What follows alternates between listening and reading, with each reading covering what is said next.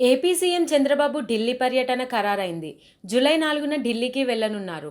ప్రధాని మోదీతో పాటు ఆర్థిక మంత్రి నిర్మలా సీతారామన్‌తో భేటీ కానున్నారు. విభజన హామీలతో పాటు మరిన్ని ఆర్థిక అంశాలపై చర్చించనున్నట్లు తెలుస్తోంది. కేంద్ర బడ్జెట్ దృష్ట్యా రాష్ట్రానికి సంబంధించిన ప్రతిపాదనలపైన కూడా సుదీర్ఘంగా చర్చించేందుకు వెళ్లనున్నట్లు సమాచారం. కేంద్రం ఆమోదించే బడ్జెట్లో ఏపీకి నిధులు గతం కంటే అధికంగా కేటాయించాలని విజ్ఞప్తి చేసేందుకు వెళ్తున్నట్లు తెలుస్తోంది. విభజన హామీలను సత్వరం అమలయ్యేలా చర్యలు తీసుకోవాలని ప్రధాని మోడీని కేంద్ర మంత్రులను కోరనున్నారు. దీంతో పాటు పెండింగ్ బకాయిలు, రావాల్సిన నిధుల విషయంలో కూడా కేంద్ర పెద్దలను ఒప్పించేందుకు భేటీ కానున్నారు.